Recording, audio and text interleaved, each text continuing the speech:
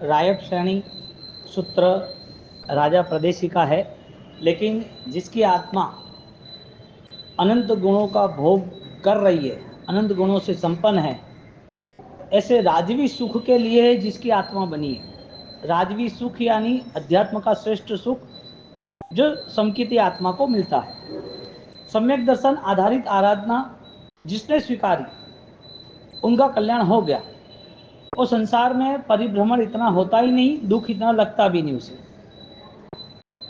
दुनिया की नज़रों से किसी को कोई दुख मिलता है तो उसे दया आती है कि बहुत दुखी है, लेकिन अध्यात्म की दृष्टि से व्यक्तिगत स्वयमेव दुख को स्वीकार कर वो आनंदित होता है कि ये दुख आज का है नहीं, और मेरे मन ने पूर्व भव में बहुत सारे दुख स्वीकारे थे, और नहीं भी स्वीकार है तो मुझे ज़्यादा से ज़्यादा दुख सहन करने का स्वभाव रखना है, क्योंकि जो पराया है उसका मुझे ममत्व त्याग करना है।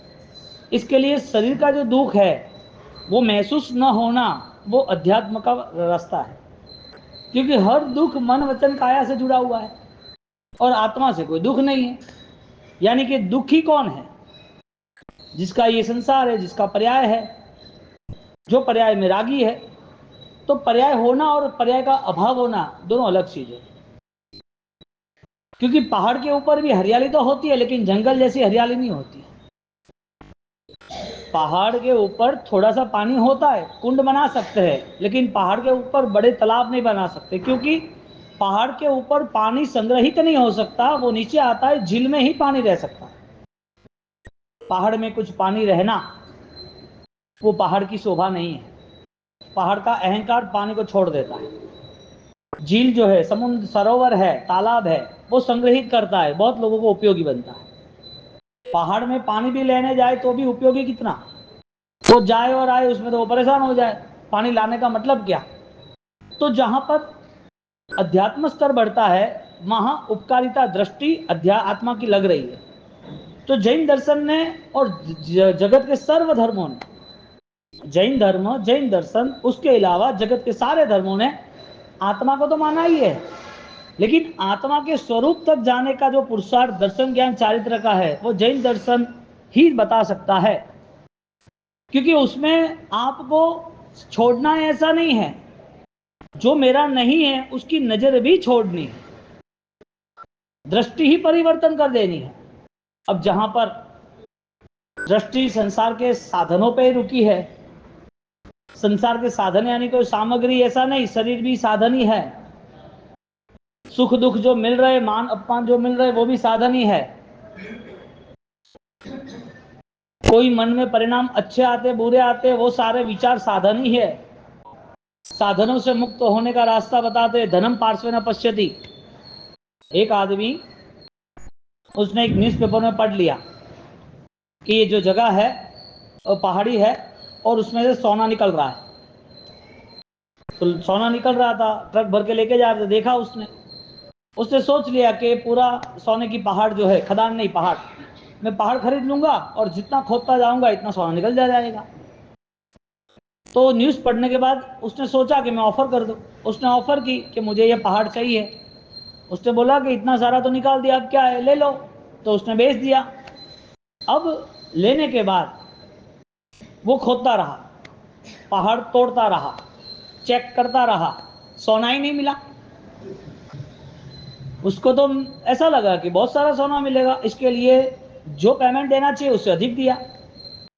और उसके बाद वो खोदता रहा, मेहनत सारी की, वो परेशान हो गया 3-4 महीने के अंदर। तो कि पहाड़ के लिए दूसरे साधन लाए, इन्वेस्टमेंट किए, और इतना खर्च करने के बाद वापिस वो सिर पे बोझा चढ़ ही रहा है, कुछ मिल तो रहा नहीं है।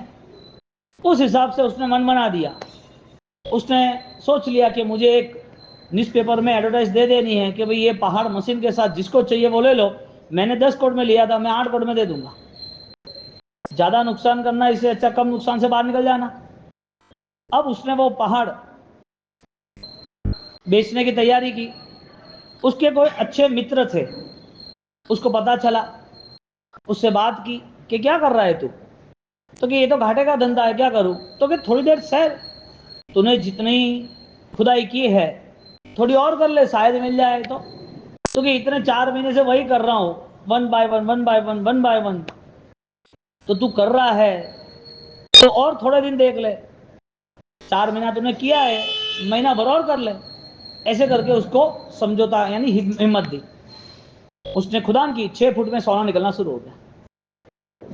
जो 50 फुट तक खदान कर दी, यानी कि पहाड़ तोड़ दिया 50 फुट बड़ा, और वापस और नीचे गया, तो नीचे जाने से 6 फुट में वापस सोना स्टार्ट हो गया। बेच दिया होता तो वापस मेहनत की, उसका ये नतीजा।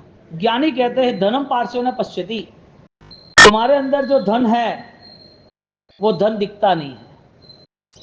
आत्मा का धन कौन सा? आनंद घन, वो आत्मा का धन है। आनंद में रहना, खुशी में रहना, त्याग हो तो भी और खुशी, कष्ट हो तो भी खुशी, परम आनंद मेरा स्वरूप है।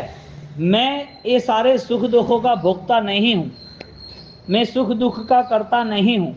मुझे सुख पाना है इसके लिए मुझ करूं नहीं, दुख दूर करना है इसके लिए मुझ करूं। ये पूरी जो करने की जो भावना है, ये जो क्रिया का जो कर्म है, ये जो कर्तृत्व की बुद्धि है, वो अध्यात्म स्तर को स्पर्श नहीं कर सकती। कितना कठिन जैन दर्शन बता रहे हैं। जो संसार और पर्याय की भावना से रहते हैं, जिसे ऑलरेडी ये सारी चीजों के आगे पीछे रहना है, उसके लिए बहुत बहुत कठिन है। और जैसा उसका सोना मिल गया, राजी हो गया। जैसे उसे आत्मा स्वरूप की अनुभूति हुई, उसको पता चल गया कि ये सुख अनुपम है, अद्वितीय है, अपूर्व है, अक्षय है। मुझे प्रभु नहीं चाहिए, मुझे प्रभुता चाहिए। प्रभु चाहिए तो वो सारे प्रभु हमारे लिए ध्रुव का स्वरूप नहीं बन सकता। एक पपीता है ना, पपीता, वो ग्रीन भी होता है, येलो भी होता है, ऑरेंज भी होता है। कौन सा पपीता खाना? ग्रीन खाना, येलो खाना कि ऑरेंज खाना? एक भी नहीं खाना। पपीता अंदर का खाना जो ऑरेंज है वो। बाहर का पपीता छाल के साथ कोई खा सकता है? खाना भी नहीं चाहिए। खाए ना खाए उनका लुका हुआ, लेकिन खाते हैं कोई। कौन सा पपीता खाना? मूल्य किसका है? कलर का है या क्वालिटी का है? अंदर जो पपीता है, ज्ञानी कहते हैं कि बाहर की जो क्रिया है, बाहर की जो सारी व्यवस्था है, ये बाहर की व्यवस्था कर्माधीन है। वो आत्मा के मूल्य के साथ यदि जोड़ा जाए तो उसकी वैल्यूज नहीं है इतनी। संसार है, इसके लिए कर्म के उदय के कारण सारी व्यवस्था है, लेकिन ये व्यवस्था तुम्हारी होती तो तुम्हारे साथ रहती। तुम्हारी व्यवस्था शाश्वत की है, अनुपम है। राजा प्रदेशी को वो पता चल गया, और राजा प्रदेशी प्रायश्चित कर रहा है। उसकी पत्नी रानी, उसने उसको दुख दिया, उसे पता है, वो उसके प्रति कोई भी सोच नहीं बनाता है। और जैसे उसने अपना मन बना दिया, मुझे प्रभु के द्वार तक नहीं जाना, मुझे प्रभुता ही मुझे चाहिए, इसके लिए कष्ट में आनंदित हो गया, दुख को स्वीकारने के लिए राजी। तो जीवन में दुख न आए या दुख दूर करने के लिए पुरुषार्थ करे, तो वो सारा मन पुद्गल अधीन होने के कारण नए दुखों का आमंत्रण है, जिसे आर्त ध्यान कहते हैं।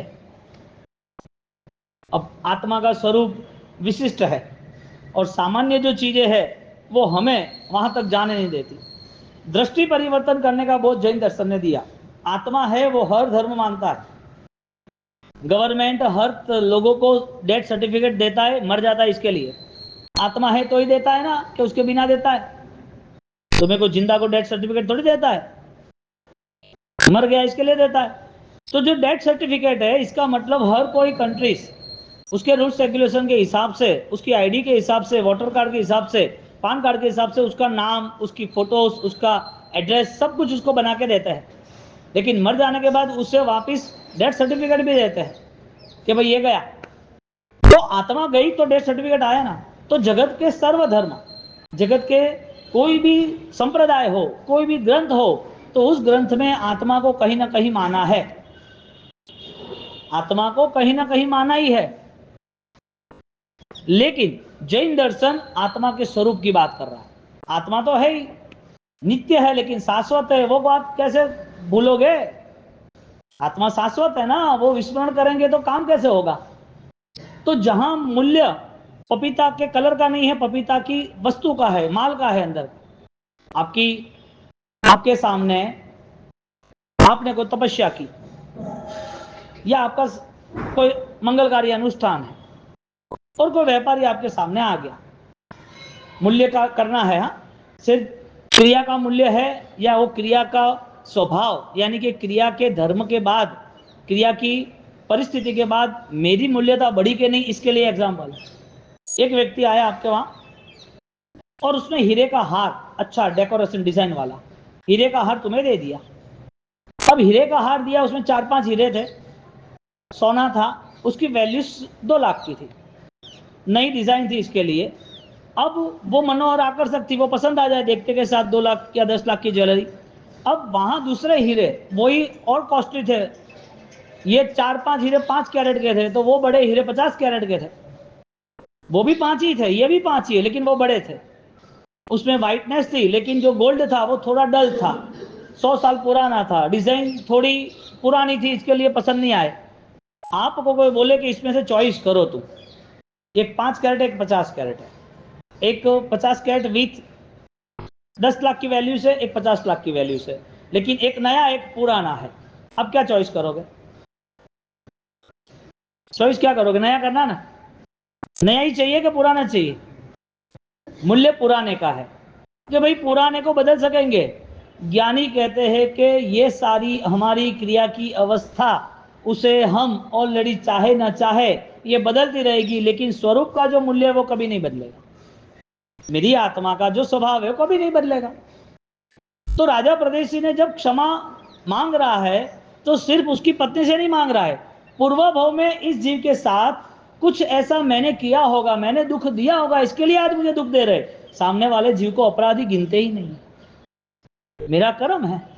तो वो कर्म के कारण, अपराधी भाव, अपराध भाव न होने के कारण अब अपने आप में जैसा ये जीव मुझे दुख दे रहा है, मेरे कर्मों के कारण दे रहा है, ऐसे अनंत काल तक मेरे अज्ञान के कारण मैं कई जीवों को दुख दिया है, अनजान अवस्थाओं में, कई बार जानबूझ कर भी दिया है। आज मुझे मेरा मूल्य करना है, मेरा मूल्य यह है कि मुझे सारे बंधन से मुक्त होना है। मैंने जो भी पूर्व भव में विराधना की थी वो सारी आज प्रायश्चित करना है। मेरी अज्ञान दशा थी, इसके लिए भगवान से प्रायश्चित करना है कि आज मुझे वो स्मरण आ रहा है, उस समय स्मरण नहीं था, सब कुछ था, मेरे पास धन था, बल था, सम्मान था, पब्लिक थी, सब कुछ था, ज्ञान नहीं था मेरे पास। सद्ज्ञान न होने के कारण उस समय में वो स्मृति में नहीं आ पाया, और आज सद्ज्ञान है, इसके लिए मुझे स्मृति का प्रायश्चित करना है। तो राजा वो पिछले भवों में पिछले पापों का जो बोझा है वो सब आज खत्म करना है। उसके सामने 2 कंडीशन है, या तो वो कर्मों को जवाब दे सकता है या रानी को जवाब दे सकता है। या तो रानी को वो सबक सिखा सकता है या अपने पापों को सबक सिखा सकता है। या तो वो इस भव में यदि सारी व्यवस्था करके 5-10 साल और जी सकता है अपनी औषधिया को बचाव करके, या तो फिर नए भव के अंदर वो सुख शांति से अगली यात्रा भगवान के साथ शाश्वत सुख की पा सकता है। 2 अवस्था है उसके पास। संसार अवस्था है तो रानी को भी बोलेगा, औषधि भी कराएगा, उसको अपराधी भी बोलेगा, उसको सजा भी देगा, और मन में दुखी होगा कि मुझे मरना नहीं, मुझे दुख नहीं चाहिए। और इधर उसे रानी को भी क्षमा दे दी, पूर्व भोग की भी कर्मों की क्षमा दे दी, आत्मा का बल बढ़ रहा है और उसे आनंद भी है। ये जैन दर्शन है। जैन क्रिया अलग है, जैन दर्शन अलग है। सोना और पीतल, वो दोनों में फर्क है। पीतल का मूल्य इतना नहीं होता भले सोने जैसा लगे। छाछ है वो दूध नहीं है, छाछ पीने वाले को खट्टा ही हो तो शरीर में सूजन आती, दूध से सूजन नहीं आएगी। दोनों दिखते सेम है। ज्ञानी कहते हैं कि क्रिया यदि अध्यात्म के स्तर की हो गई तो फलीभूत है, वरना क्रिया में धर्म मान बैठे तो वो क्रिया से हमारे परिणाम की, यानी कि जैन दर्शन की स्वरूप की शुद्धि नहीं होगी। दर्शन ज्ञान चारित्र के करीब आना जरूरी था, आत्मा का स्वरूप है, और अध्यात्म के स्वरूप से दूर रहेगा तो कब तक? प्रदेशी राजा वो अपने स्तर पर, अपने विचारों पर वो सोच रहा है कि आज यदि मैं इस स्थिति में नहीं आया, क्योंकि समय अल्प है ना, कम समय में ज्यादा से ज्यादा रिजल्ट लाना है, उसकी स्पीड कितनी होगी? जिसने आयुष्य क्षणिक मान लिया है, जिसका ये आयुष्य मूल्यवान है, जा रहा है, या अवसर बार बार नहीं आएगा, अब उसकी आध्यात्मिक गति, आध्यात्मिक स्थिरता कितनी होगी? बैठ गए ध्यान में, सामने वाले जीव से वो कोई आशा नहीं रख रहा है कि मेरी सेवा करे, वो तो ऐसा ही मन बना रहा है कि मेरे पाप समाप्तियां हो जाए। परमात्मा आसपास से इतना महसूस हो रहा था, प्रायश्चित परमात्मा का वरदान है। प्रायश्चित परमात्मा बनने का रास्ता है। प्रायश्चित परमात्मा के निकटवर्ती महसूस कर रहा है, विश्वास से आस है कि मेरे परमात्मा मुझे लेने आए हैं, मैं परमात्मा के साथ रहूंगा। यानी कि प्रभु जितने महत्व है उससे अधिक प्रभुता महत्व की है। ईश्वर जितने महत्व होते हैं इससे ज्यादा ऐश्वर्य आध्यात्मिक महत्व का है। सिद्ध परमात्मा जितने महत्व के इससे अच्छा स्वयं का सिद्धत्व महत्व का है, अति महत्व का है। उनका अपलाप नहीं किया है, उनको कैंसिल नहीं किया है, बस इतना व्यवहार किया है कि जो पर्याय है, जो गुण है वो पर्याय तुम नहीं हो, गुण है वो तुम हो, इतना भेद करना था। परिस्थिति क्या बनी? राजा प्रदेशी उसकी स्पीड बर्दाश्त गया, उसको प्रभुता पानी थी, प्रभुता के स्तर पर ध्यान पे लग गया, उसका ध्यान इतना डीप हो गया, उसका ध्यान इतना गहरा हो गया कि पास्ट की दुनिया अब उसे दिख रही है, गति नहीं दिख रही है। पूर्व भव में कौन से कर्म करे वो नहीं दिख रहा है, उसे अपने दोष दिख रहे हैं। भगवान क्या करे? शिवमस्तु सर्व जगत परहित निरता भवन्तु भूतगण दोषा प्रयांतु नासम, मेरे दोष समाप्त हो सर्वत्र सुखिन जयन्तु लोकः। मेरे दोष समाप्त हो, इसमें भला मेरा हुआ और उसमें सारे जगत का हुआ। सारा जगत का भला इसके लिए हुआ कि मेरी दृष्टि बदल गई। अब मेरे लिए कोई दोषवान नहीं है, मेरे लिए कोई कंडीशन डिस्टर्ब करने वाली नहीं है। प्रायश्चित के भाव पर उसने गति नहीं देखी, प्रायश्चित के भाव पर उसने कर्म नहीं देखे, प्रायश्चित के भाव पर पूरे भाव के संस्कार और विचार भी नहीं देखे।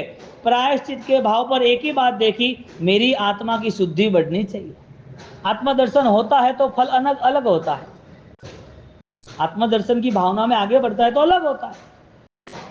अब जिसका धन जिसे मिल जाए उसकी मन की परिस्थिति कैसी हो सकती है?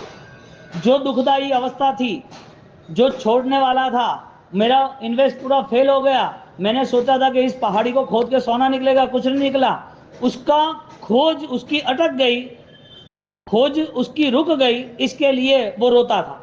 खोज जारी रखनी है। अध्यात्म के स्तर पर हमें हर बार एक नई दिशाओं में, नए भावों में आगे बढ़ता रहना, नित्य चढ़ते परिणाम है, ये शब्द शास्त्रकार कहते हैं। नित्य चढ़ते परिणाम है, नए नए भाव आते जाए। इसके लिए धर्म अनुभव दशा का नाम है, धर्म क्रिया का नाम नहीं है। क्रिया का नाम है धर्म, धर्म अनुभव, स्वतंत्रता, मैं बंधन से मुक्त हो रहा हूं, कर्म नहीं। मुझे जो कसाय का स्वरूप, मैं जो विषय स्वरूप में पढ़ा हूं, विषय कसाय में मैं गहरा रहा हूं, वो सारी चीजों में अब उसे एक अलग ही महक आती है। ये सारी चीज होने के बावजूद भी उसकी दुनिया बदल गई है। वो साधना की अवस्था में तीव्रता लाना चाहता है। प्रदेशी राजा ने अपने आप को इतना गहराई तक लेके गया, और वो गहराई तक लेके गया तो उसकी मौत के पहले बहुत सारे कर्म बदल गए। रानी देख रही है कि कब जाए कब जाए, और वो तो बैठ गया। क्यों? अवसर बैर बैर नहीं आवे, अवसर बैर बैर नहीं आवे, अवसर बैर बैर नहीं आवे, अवसर बैर बैर नहीं आवे। ज्यू जाने तू कर ले भलाई, ज्यू जाने तू कर ले भलाई, जन्म जन्म सुख पावे। तुझे पता चलेगा ना कि ये मूल्यवान है, तो ही तू सत्कार्य और सद्बुद्धि में और सद्भाव में जुड़ पाएगा। सत्कार्य, सद्बुद्धि, सद्भावना, तीनों सत्य वो मूल्य करने वाले के लिए। अब यहां हमारे पास प्रदेशी राजा की जो पूरी ऐतिहासिक आध्यात्मिक जो बातें हैं, वो बातें हमें खुद को जगाने के लिए, हमारे आत्मा में जो गुण है उसको स्पर्श करने के लिए। राजा प्रदेशी अपने आप अंदर उतरता गया, मन वचन काया साइड पर, स्वयं की और पूर्व भव की। मन वचन काया से किए हुए कर्म भी साइड पर, इस भव के पूर्व भव के। अब सिर्फ और सिर्फ पूर्व भव में जो बिलीफ सिस्टम थी, जो अज्ञान दशा थी, आज अज्ञान दशा और ज्ञान दशा का युद्ध शुरू हो गया, कर्म का और धर्म का युद्ध शुरू हो गया। दोनों युद्ध में अब उसे जीतना जरूरी है। बाहर की दुनिया उसकी बदल गई है, बाहर की दुनिया दुनियादारी के लिए, रानी के लिए, मंत्रियों के लिए, सेनापतियों के लिए, नगरजनों के लिए, संसारी के लिए वही है, लेकिन उसकी दुनिया बदल गई बाहर की। क्यों? क्योंकि ये सब चीज अब मेरे से भिन्न है। मुझे मेरा देह छोड़ने में दुख नहीं हो रहा है, ये राजपाट छोड़ने में क्या प्रॉब्लम है? मुझे मेरे स्वभाव परिवर्तन में, मुझे अभी कोई भी ऐसी कंडीशन नहीं है जो मुझे ऑलरेडी बांध सके। मुझे न रानी के प्रति मन है, न रानी ने कुछ काम किया मुझे दुखी किया उसके प्रति मन है। चेकिंग तो करें हमारा आराम से 10-15 मिनट बैठ के कि मेरा मन किस खेल को खेलना चाहता है, मेरा ये जीवन किस रास्ते पे जाना चाहता है। आनंद जी महाराज कहते अवसर बैर बैर not again is equal to best try. वापिस ये समय नहीं आएगा, इसके लिए अच्छा सही समय का उपयोग करना जरूरी है। विशिष्ट अवसर है ये। अवसर बैर बैर नहीं आवे, अवसर बैर बैर नहीं आवे, जू जाने तू कर ले भलाई, जन्म जन्म सुख पावे। कौन सी भलाई करनी? तुम किसी की भी दया पाल सकते हो, तो करुणा के बिना, गुणों के बिना कोई भी क्रिया करनी है तो क्रिया नहीं है, जैना है। सामायिक 48 मिनट का जैना का मूल स्रोत है। प्रतिक्रमण वो करुणा का स्रोत है, प्रायश्चित के लिए है। परमात्मा की भक्ति वो स्नान है। वो पूरी दूसरी परमात्मा से दूर हुए थे तो वो अज्ञान रूपी कर्म है, वो ज्ञान रूपी कर्म बढ़ते रहते हैं। हमने क्रिया को टारगेट बना दिया, इसके लिए क्रिया का लिस्ट बनता गया और क्रिया के कारण हम राजी होते गए और क्रिया के कारण पहाड़ खड़ा होता गया जो पानी नहीं संग्रह करता। संवेदना आनी चाहिए ना क्रिया के बाद। पानी क्या है? विनाश है। पानी क्या है? स्मूथ करता है जमीन को, पेड़ पौधे को। आदमी पीता है तो ताजगी लाता है। पानी का स्वभाव है। पहाड़ में पानी नहीं टिकता। क्रिया में यदि गुण नहीं आए, करुणा नहीं आई, संवेदनाएं नहीं आई, क्रिया में कोई ऐसी आंतरिक भावना में बदलाव नहीं आया, तो वो सारी क्रिया पहाड़ की तरह साबित होगी, टिकेगा कुछ नहीं। पानी स्पर्श होगा, निकल गया। पहाड़ में रहता है, निकल जाता है, नीचे चला जाता है। हमें पहाड़ नहीं बनना, हमें दोस्वान नहीं बनना, हमें सरोवर बनना है, झील बनना है, ठहर सके जो पानी। और ठहर सकता है, इसमें कोई सवाल ही नहीं है। कौन सा हार लेना चाहिए? अच्छा हार है वो लेना चाहिए कि मूल्यवान है वो लेना चाहिए? कौन सा धर्म करना चाहिए? अच्छी क्रिया है वो करनी चाहिए कि परिवर्तन है वो करना चाहिए? कठिन लग रहा है? हाँ, कठिन लग रहा है। राजा को तो कठिन नहीं लगा। हमारे जो चक्रवर्ती थे, जिसने त्याग किया, जिसने 12-12 साल तक अपने शरीर में भयंकर रोगों को संभाल के रखा, उसकी आत्मदृष्टि इतनी विकसित थी, उनको तो कठिन नहीं लगा। दुख न आए तो भी दुख लेने की अवस्था के लिए धर्म नहीं करता है, उसकी आत्मशुद्धि के लिए धर्म करता है। इसके लिए आत्मशुद्धि का बल इतना है, दुख आता है तो मेंटेन कर लेता है। बोलो, संसार में कौन अपने बेटे बेटियों को या स्वजन को साधना करने के लिए प्रेरणा करेगा? संसार में है कोई? नहीं। अटे तो दुख आवे और तपस्या नहीं करनी। ओपे का कौम है, पिया तो घरे से ना, ओपे दान नहीं करना। संसार पूरा पापों पे खड़ा है। साधना की प्रेरणा करने वाला कोई है ही नहीं। कोई हैगा तो थोड़ा समय के लिए, कि 12 महीने में 11.5 महीने तो आराधना की है ना, अभी 5-15 दिन तुम बाहर घूमने जाओ, कोई रात को खा लो पी लो, कोई दूसरा खाना पिया, इसमें क्या पचखान करने, क्या काम है? कोई है प्रेरणा देने वाला कि ये पाप नहीं होना चाहिए, ये आत्मा का बोझ है, ये दुखदायक स्थिति का निर्माण है? सामान्य बात है, कर्मों की खाली, अध्यात्म की नहीं। बेटे का भविष्य देखना है, बेटी का भविष्य देखना है, तो उसे संस्कार देने पड़ेंगे। पुत्र पुत्री की रक्षा उसका धर्म करता है, यानी स्वजन की रक्षा उनका धर्म कर रहा है, और ऐसे स्वजन वो कल्याण मित्र बन जाते हैं। अब धर्म से वंचित रहे तो कर्म का साम्राज्य तो है। अध्यात्म की इतनी बड़ी बात है, और हमें सामान्य जीव दया करुणा, जो दूसरे जीवों को जीने का हक है, वो सामान्य बात हमें ज्ञान ना हो। राजा प्रदेशी अपना प्रायश्चित कर रहा है, मन वचन काया का प्रायश्चित हो गया, कर्मों का प्रायश्चित हो गया। अब आत्मा को शुद्ध बुद्ध निरंजन बनाना है। अब नया कोई बंधन नहीं, इतना सारा मूल्य चुकाता है। अपने स्वजन, अपनी पत्नी को तो छोड़ देता है, वो दुश्मन है तो भी कुछ नहीं कहता है। राजपाट छोड़ देता है, अपने शरीर को इतने सालों तक संभाला, उसका सजाया, फिर भी छोड़ देता है, और मन को और भाव में ले जाता है, और भाव में लेता है, नित्य चढ़ते परिणाम। अब ये अवस्था बार बार नहीं आएगी, अवसर बैर बैर नहीं आवे, ये बार बार नहीं आएगी। अब मुझे नहीं छोड़ना। कैसे भाव धर्म में विकसित हुआ? ऐसा राजा प्रदेशी मृत्यु के करीब तो आ रहा है, लेकिन वो देह की है, धर्म की नहीं। धर्म को अमर कहा है, वो कभी मर नहीं सकता।